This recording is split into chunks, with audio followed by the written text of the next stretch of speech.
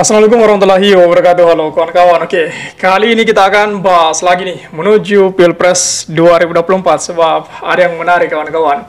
Jadi lagi-lagi kita akan bahas lagi nih masalah Pak Anies Baswedan yang bakal ditersangkakan itu. Karena kemarin ada itu isu-isu tentang hal ini sehingga kemudian muncul Pak Said Didu bilang bahwa Mandalika lebih memenuhi kriteria atau syarat-syarat korupsi itu. Jadi sebenarnya bisa kita lihat bagaimana kemudian KPK ini ya yang ingin ditebang itu hanyalah Formula E, sedangkan kasusnya si Mandalika itu yang membuat negara rugi sekitaran berapa triliun itu, aku lupa, itu tidak disentuh oleh KPK. Nah, inilah yang menjadi semacam polemik di dalam situasi masyarakat sendiri, bahwasanya ini KPK itu kesannya memang hanya untuk mengejar Pak Anies, itu hanya untuk menjegal Pak Anies itu, tanpa melihat ternyata ada masalah yang lebih besar yang saat ini KPK tidak melihat hal itu. Bahkan sebenarnya dalam diri KPK sendiri kan masih sementara dipertanyakan itu kan. Masih banyak kasus-kasus dalam tubuh KPK itu sendiri. Nah, coba kita ulas lebih jauh lagi masalah ini kawan-kawan.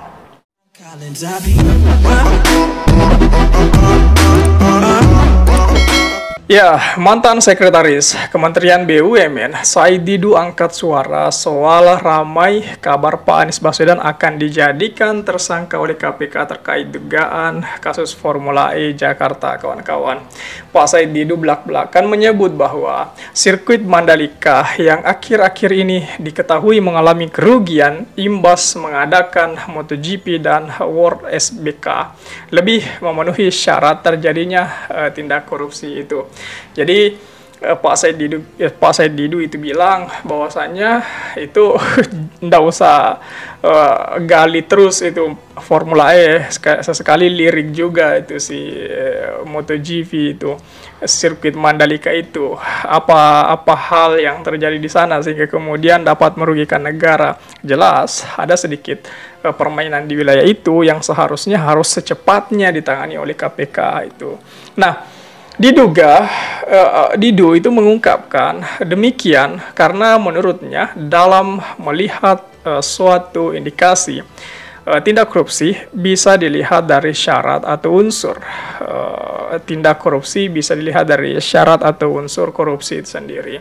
Unsur tersebut adalah melanggar hukum, merugikan negara dan menguntungkan diri sendiri dan orang lain itu. Nah, ingat, harus ada 3 poin atau unsur syarat korupsi, kawan-kawan. Yang pertama melanggar hukum, yang kedua merugikan negara, dan yang ketiga menguntungkan diri sendiri atau kelompok ataupun orang lain.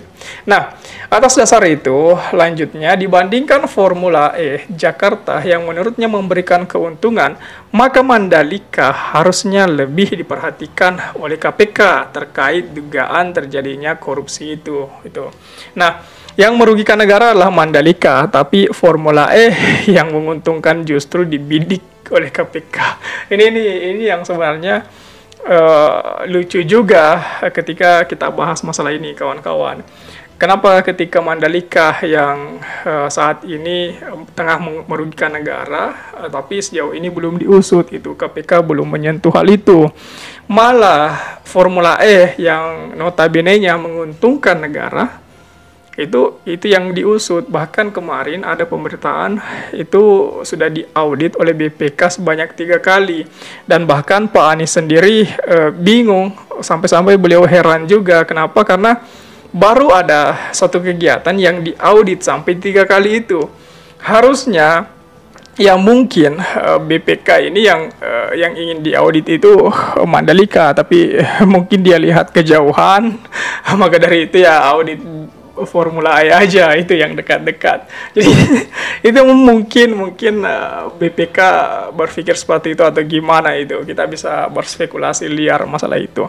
Nah, persoalan ini kemudian saya pikir lucu juga. Kenapa? Karena melihat sekali lagi kita lihat Mandalika itu kerugiannya berapa triliun kemarin itu. Sedangkan Formula E ini kan ya, apakah karena persoalan Pak Anies yang ingin dijegal, ataukah seperti apa itu, sehingga betul-betul Formula E ingin ditebang soal itu.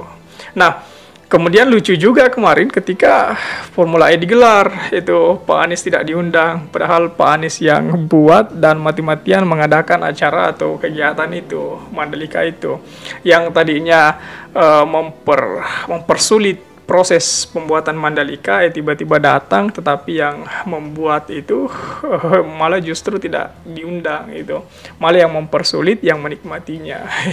Itu yang kemarin juga sebenarnya lucu itu.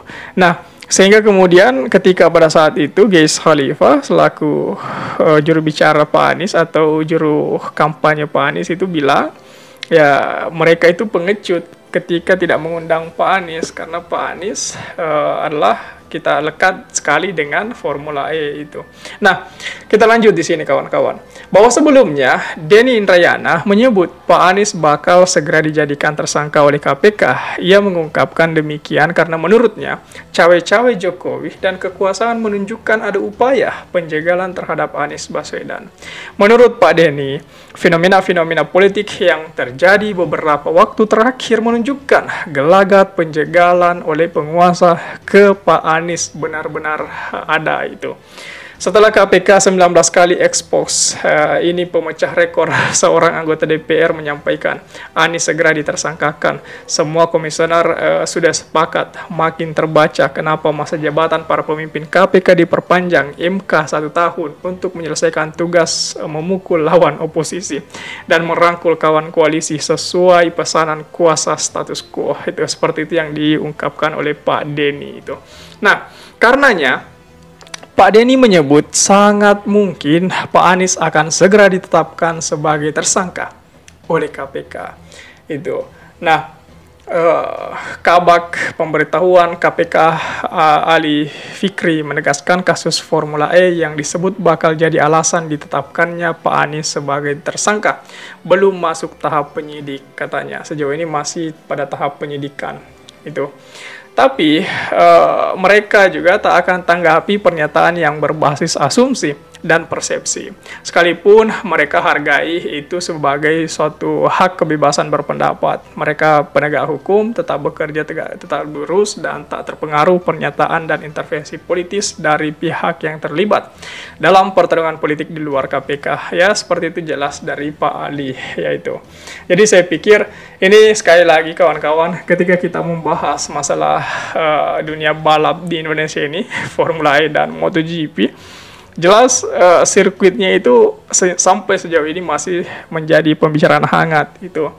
Yang satunya Formula E jelas-jelas memberikan keuntungan, itu diaudit sampai 3 kali oleh BPK loh. Malah sirkuit Mandalika yang jelas-jelas juga merugikan negara, kok sejauh ini belum dilirik oleh KPK ataupun BPK. Apakah karena kejauhan tempat atau lokasinya itu? Kalau masalah kejauhan tempat dan lokasinya, berarti kurang lagi dananya ke sana ya. Jadi saya pikir kita bebas berspekulasi masalah itu. Kenapa sampai sejauh ini sirkuit Mandalika belum dilirik oleh KPK dan BPK? Audit dong itu. Masa merugikan negara sampai sekian triliun itu. Bahkan penyelenggara juga kemarin mengatakan mereka tidak bisa melunasi semua itu. Jadi jelas ini kembali lagi merugikan negara, merugikan kita yang sudah bayar pajak, kawan-kawan. Ya, sekali lagi bagaimana tanggapan kawan-kawan mengenai kasus ini? Coba tulis di kolom komentar. Oke, share juga video ini supaya banyak yang tahu informasi ini dan juga bisa ikut nimbrung di kolom komentar. Oke kawan-kawan, jadi saya pikir itu saja dulu. Terima kasih telah tiba di sini. Jangan lupa subscribe agar tidak ketinggalan pada video selanjutnya. Sekali lagi terima kasih dan wassalamualaikum warahmatullahi wabarakatuh.